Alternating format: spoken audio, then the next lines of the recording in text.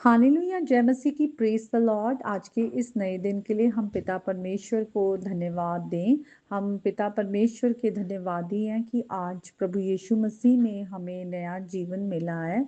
और परमेश्वर जो कि ज्योति के परमेश्वर हैं, उन्होंने हमें भी इसलिए बुलाया है कि हम उनकी ज्योति को इस संसार में चमकाएं।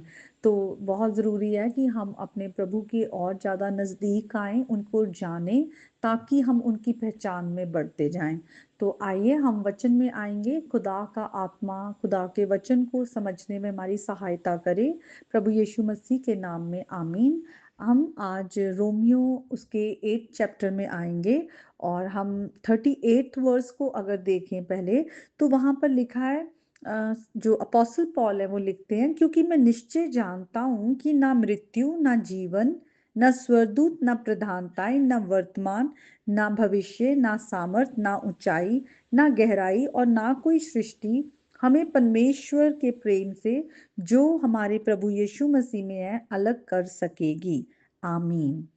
तो ये जो पत्री लिखी गई है वो कलीसिया को लिखी गई है। आज हम प्रभु यीशु मसीह की कलीसिया है और आज ये वचन हमारे लिए है कि हमें कोई भी चीज परमेश्वर के प्रेम से अलग नहीं कर सकती।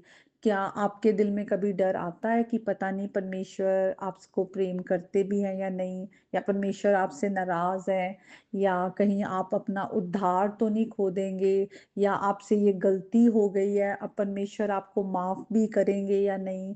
इस तरह की सोचें अगर आती हैं तो हम सब ऐसा सोचते हैं बहुत बार। लेकिन जब हमारे मन में किसी भी तरह का डाउट आए तो हमें डाउट में रहना नहीं है। मेरे साथ खुद के साथ बहुत बार ऐसा होता है, क्योंकि हमारा एक अनसीन एनिमी है, हमारा दुश्मन, जिसके बारे में बाइबल कहती है कि वो एक्यूजर ऑफ द ब्रेदरन है। वो प्रभु के लोगों पर दोष लगाता है परमेश्वर के आगे। तो वो शैतान है जो हम पर दोष लगाता है, हमारे को इस झूठ में लाने की कोशिश करता है, क्योंकि वो झूठ का पिता है कि परमेश्वर तुम्हें प्यार नहीं करता, या परमेश्वर तुम्हें माफ नहीं करेगा, या तुम अपना उद्धार खो चुके हो, या तुम जिस पाप में पड़े हो तुम उसमें से कभी निकल नहीं पाओगे, या तुम निकलना भी चाह रहे हो तो तुम नहीं कर पाओगे। तो कई तरह के वो झूठ हमारे माइंड में लाकर डालता है, और कई तरह हम कई बार उन बातों में आ जाते हैं। लेकिन हमें वापस वचन में आना चाहिए, और जो रोमन्स का 8 चैप्टर है वो हमारे कॉन्फिडेंस को जो प्रभु यीशु मसीह में है उसको रीबिल्ड करता है। बहुत बार जब मैं खुद अपने ऐसे कुछ जो अपने स्ट्रगल से चलती हूँ, जो स्पिरिचुअल स्ट्रगल्स होते हैं जहाँ पर एक पुल होता है कि मैं कौन सी आवाज सुनूं, तब मैं वापस वचन में आती हूँ, क्योंकि मुझे पता है परमेश्वर का वचन सत्य है, और परमेश्वर के प्रेम से हमें कोई भी अलग नहीं कर सकता, कुछ भी अलग नहीं कर सकता। यीशु मसीह ने, अगर हम यूहन्ना के 10 चैप्टर में जाए, वहां भी जहां यीशु मसीह कह रहे हैं कि मैं एक अच्छा चरवाहा हूँ, मेरी भेड़ें मेरी आवाज सुनती है, मेरे पीछे हो लेती हैं, वहां भी यीशु मसीह कहते हैं कि जो मेरे हैं, जो पिता ने मुझे दिए, मैं उन्हें अपने हाथ से जाने नहीं दूंगा। और सच में प्रभु यीशु मसीह हमें अपने हाथ से जाने नहीं देंगे। हमें लगातार प्रभु यीशु मसीह में बने रहना है, उनके वचन के सत्य पर हमें विश्वास करना है। मेरा अपना पर्सनल एक्सपीरियंस है, मैं जब से मैंने होश संभाला है और मैं देख रही हूँ कि प्रभु यीशु मसीह का प्रेम मुझसे हटा नहीं है। मैं बहुत बार ल्यूकवार्म चली हूँ, प्रभु के साथ उतनी फेथफुल नहीं रही हूँ, बहुत बार गिरी हूँ, उठी हूँ, लेकिन परमेश्वर जो है वो इतने वफादार है, उनका प्रेम जो है बदलता नहीं है, और जो उनके हैं वो उन्हें अपने हाथ से जाने नहीं देंगे। आइए हम ऊपर से कुछ आयतों को देखेंगे।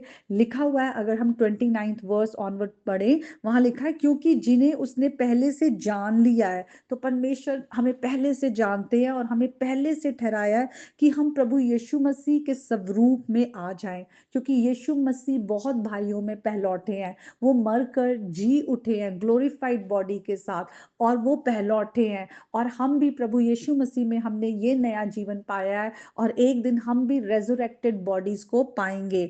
और लिखा है, जिन्हें उसने पहले से ठहराया, उन्हें बुलाया भी, उन्हें धर्मी भी ठहराया है और उन्हें महिमा भी दी है। तो हम प्रभु यीशु मसीह के द्वारा पिता के अनुग्रह के सिंहासन के पास धर्मी हैं, जस्टिफाइड हैं। हम अब परमेश्वर के साथ एक राइट रिलेशनशिप में आ गए हैं। हमारी ये पहचान है, हमारी ये स्टैंडिंग है, क्योंकि प्रभु यीशु मसीह ने हमारे लिए जान दी है। प्रभु यीशु मसीह है जो हमारे लिए आज भी वो पिता के आगे अनुग्रह के सिंहासन के पास वो हमारे लिए मध्यस्थता करते हैं, क्योंकि वो हमारे पापों के लिए, हमारे अपराधों के लिए वो मारे गए और हमारी धार्मिकता के लिए, हमें जस्टिफाइड करने के लिए वो मरकर जी उठे हैं। वो जिंदा खुदा है। इसीलिए खुदा का वचन कहता है कि हमें किसी भी बात से, हम प्रभु के बच्चे हैं और हमें किसी भी बात से डरने की जरूरत नहीं है।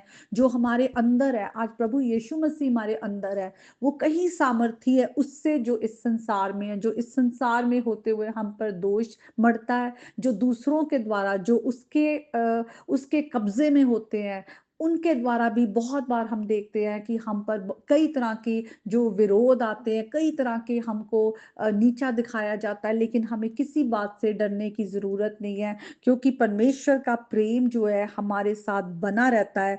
अगर परमेश्वर हमारी ओर है तो वचन कहता है हमारा विरोधी कोई नहीं हो सकता, क्योंकि परमेश्वर ने अपने निज पुत्र को हमसे अलग ना रख छोड़ा, परंतु उसे हम सबके लिए दे दिया, और वे उसके साथ हमें और सब कुछ क्यों कर ना देगा।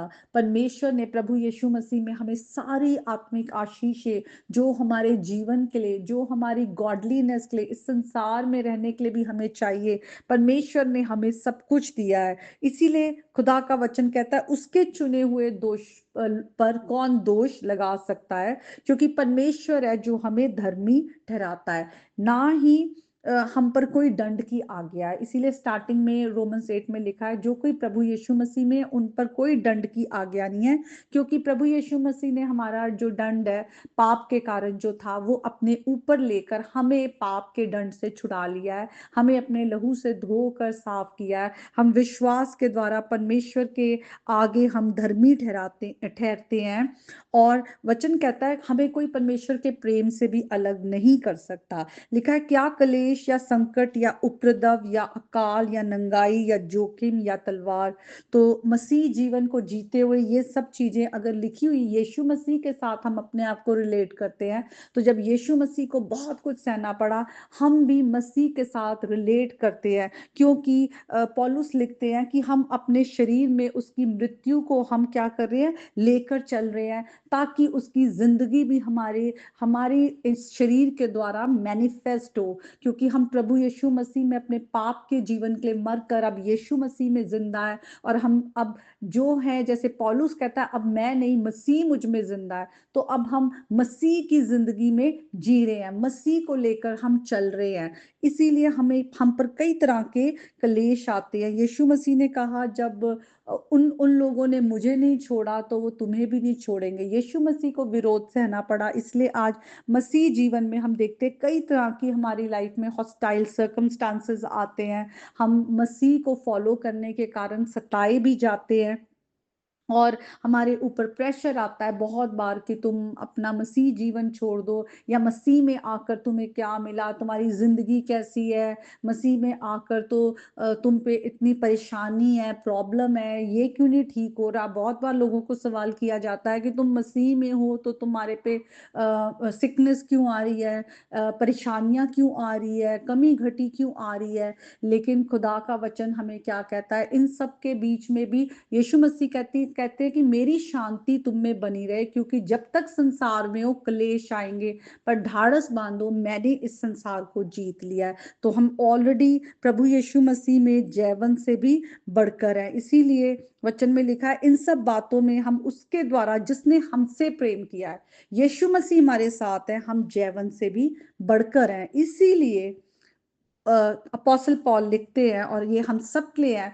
कि कोई भी चीज, ना ये जिंदगी, ना आने वाली मृत्यु, ना स्वर्गदूत, ना प्रधानताएं, ना वर्तमान, ना भविष्य, ना सामर्थ, ना ऊंचाई, ना गहराई और ना कोई सृष्टि की चीजें हमें परमेश्वर के प्रेम से कोई भी चीज अलग नहीं कर सकती।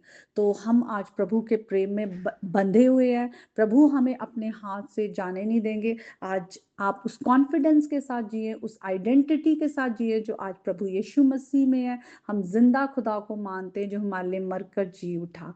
तो आज के वचन के द्वारा परमेश्वर आपको बहुत आशीष दे। आमीन।